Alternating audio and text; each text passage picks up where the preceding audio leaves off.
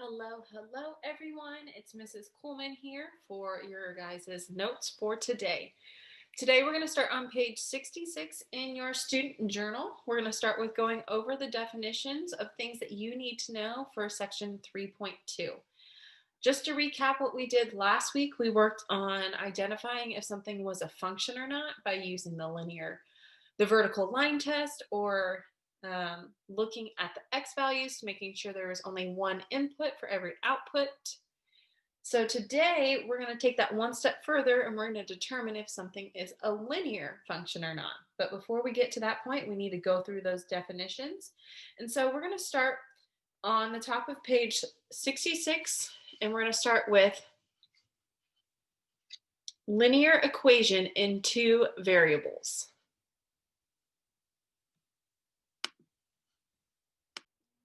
So a linear equation in two variables is an equation that can be written in the form y equals mx plus b. And always, after I get this written down, if you need to pause it to get those definitions written down, you can definitely do so.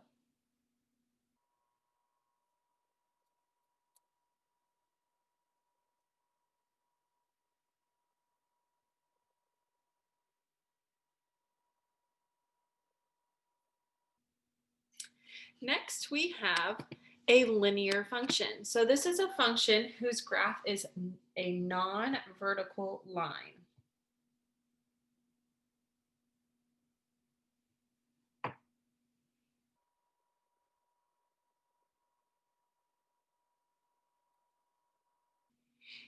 Next, we have a nonlinear function. So just as you would think, it is the opposite of a linear function.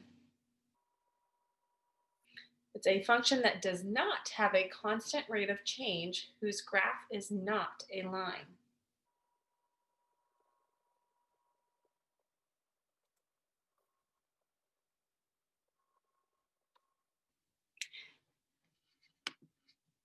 Next, we have a solution of a linear equation. And so solution, we should automatically be thinking something that is going to be solving our equation that gives us that answer.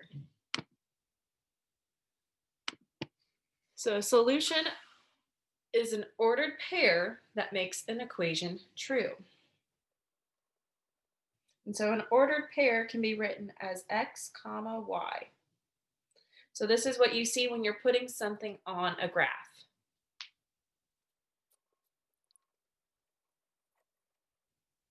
Next, we have some things that we touched on last week, but we're taking a little step further. So domain. Domain was the set of all x values, or the input values, that makes an equation true. Those are all the possible values. So a discrete domain is a set of input values that consist only of certain numbers in an interval.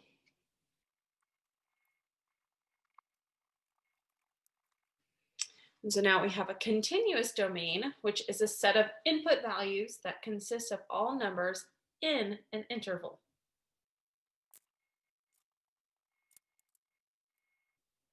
So the difference between discrete and continuous. So discrete, if we were to have a line drawn,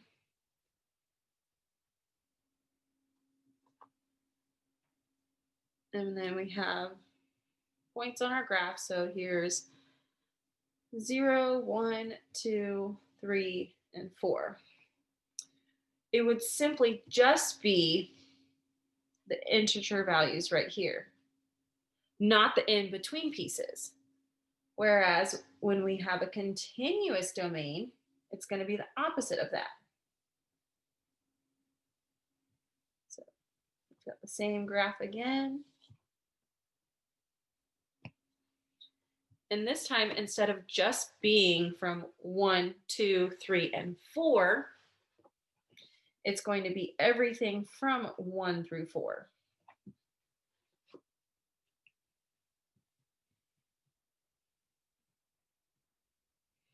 So now we're going to go ahead and switch gears and start going with the notes. These are some of the words and phrases that you're going to be seeing as we go through this. So it's really important that we have those definitions down before moving forward. And so we're going to flip on up to page 64. And so the goal of today is how can you determine whether a function is linear or nonlinear? And so we're going to start by completing the table for the sequence of the similar figures. In parts A and B, we're going to use the rectangle shown below. So this guy that's right here. We're going to graph the data in each table, decide whether each pattern is linear or nonlinear, and then we're going to justify our conclusion. So perimeter. When we're finding the perimeter of something, that means we're simply adding everything together. And so this one's x and this one is 2x. So really our equation is going to look like x plus 2x plus x plus 2x. When we add all of that together, we have 1, 2, 3, 4, 5, 6. So this is 6x. And so what we're going to do is on our table right here, we are going to replace or substitute the values for our x right here for x in the equation. So we're going to start by having 6 times 1, which gives us 6. 6 times 2 gives us 12. 6 times 3, you guessed it, 18. And right away, I can see the pattern that this is going to be 24 and then 30. So we can see that there's that consistent pattern. And if you're not sure what I mean by consistent pattern, from here to here, we added 1. Here to here, plus 1. And in between all of those on the top, we added 1. And on the bottom, we added 6.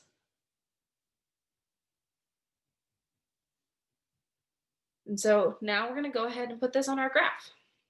So these are our coordinate pairs. We're going to have 1, 6, 2, 12, 3, 18, 4 and 24, and then 5 and 30.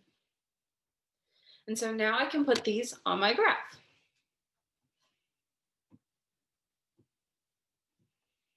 So I go over 1 up to 6, which is about right there. It's not going to be perfect on this just because they didn't count by 6s, and that's okay. So we go over 2 up to 12, 3 to 18, 4 to 24, and then 5 to 30. So from here, we're going to connect all of our dots. So right away, I can see that this is a straight line. So a couple of things that I know to make this a linear function. Because I have consistency on the top and on the bottom, that means my rate of change is consistent. And that's the first thing. The next thing is my line. It's a straight line. So therefore, this one is a linear equation.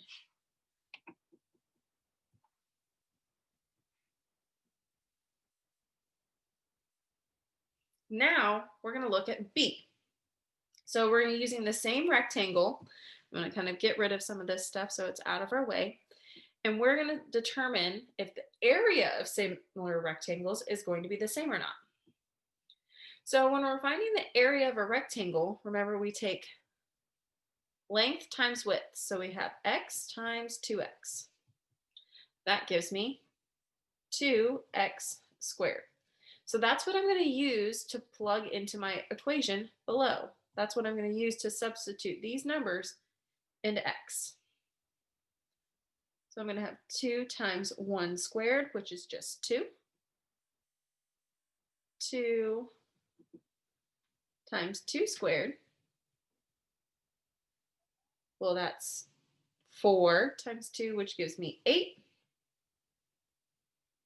And then I have 3 squared, so that's 9. 9 times 2 gives me 18. And then I have 2 times 4 squared. And then 4 times 4 is 16. 16 times 2 gives me 32. And then the last one, 2 times 5 squared. 5 squared gives me 25. 25 times 2 gives me 50. Okay, right away I can see that this one is way different than the last one. I can see things are starting to jump really fast. On the top, I stayed consistent. I added an increase by 1 each time. That stayed the same. Cool. So I know that this is a function at least. Now, on the bottom, from 2 to 8, I added 6. 8 to 18, 10. 18 to 32, 14. 32 to 50 plus 18. Yikes, that is definitely not the same. So even more reason to make me think that this is probably not going to make a straight line. But we're going to test it out. I'm going to make my coordinate pairs. I have 1, 2, 2, 8, 3 and 18, 4 and 32, and 5 and 50. So let's put these on my number line. 1 and 2 is about right there. 2 and 8. 3 and 18. 4 and 32. 5 and 50. So right away, I can see that this is not a straight line. We can see it started off increasing slow and then it went whoosh to the top. So this one is non-linear. Still a function, it's just not linear. So the biggest differences that I can see right here is the fact that this was 6x and this one is 2x squared. Because of having an exponent, that changes the ability of something to be linear versus nonlinear. So let's go ahead and try one other one. We're going to compare the circumference of circles and then the areas of circles.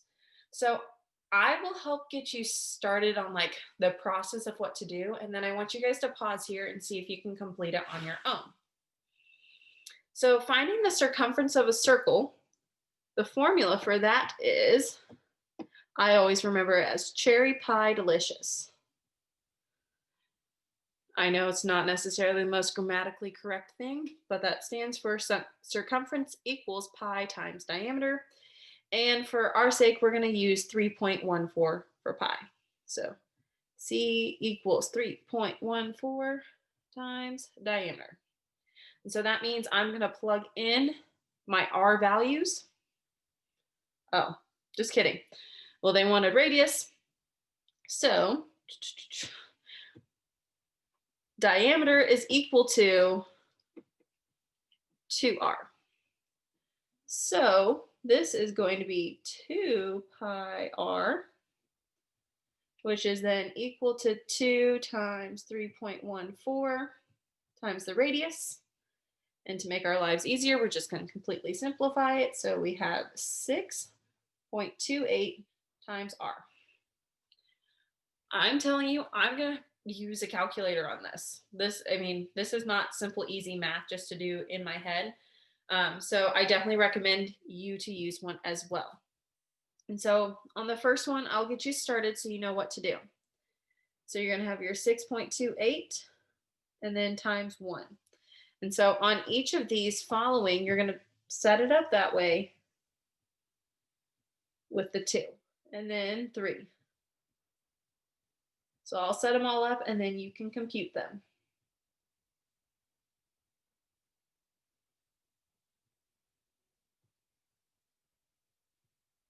So pause here and see if you can do that math on your own.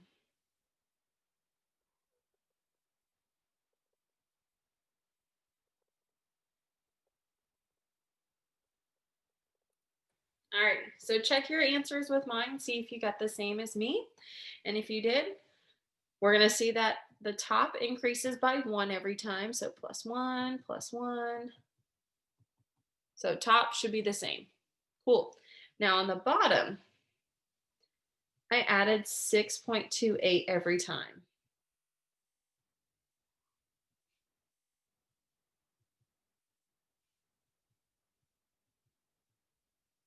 So right away, comparing this one to the last one, do you think this is linear or not? And so now pause here and see if you can get this graphed.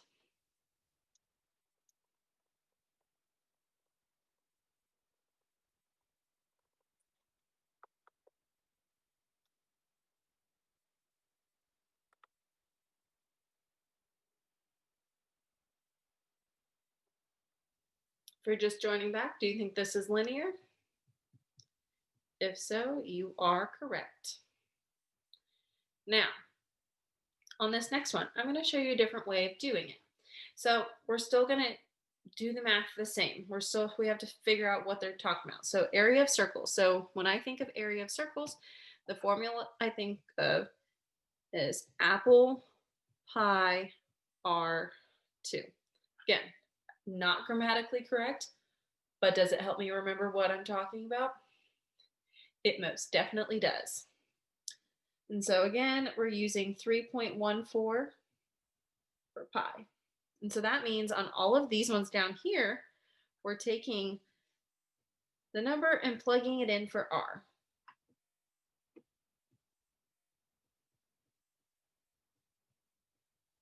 And so I'll get them set up and then I want you to go ahead and do the math and you can use a calculator. I'm not expecting you to have this type of math memorized.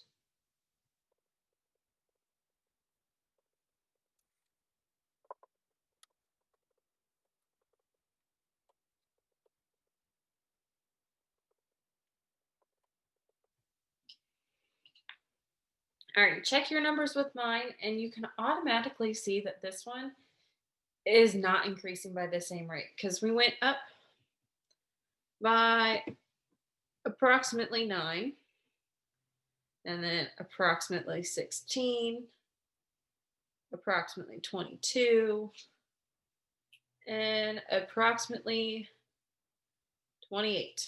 So we are jumping every single time by a dramatic amount, which is obviously not the same. And so I'm going to switch gears here real quick and we're going to go on over to a website called Desmos. So this may be something that you have used previously in your class. It is just another resource to use that will allow us to visually see this representation.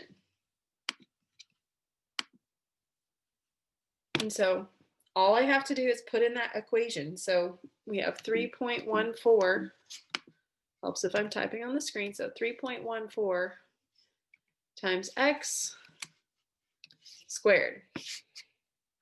Well, we can see that this, in fact, did not work out.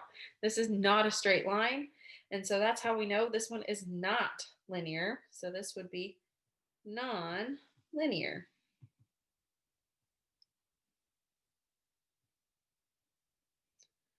So that is just another tool and resource to use when you're trying to figure out something is linear or not. Our main focus here is if you can determine that. So if graphing it is a step that really trips you up and makes it really difficult, then move on. That's okay. I am more than okay with you focusing on being able to use the function and identifying linear versus not by looking at a picture, then being able to put the points on the graph. Definitely test yourself, see if you can try it and maybe see if you get it correct by comparing to Desmos. Use Desmos as a tool to help you and to help improve your abilities versus just something as a crutch. So Mr. Patinsky from here is going to take over and continue on those extra practice problems. And that is all I have for you guys today. I hope you have a wonderful rest of your day and we'll see you back in class later.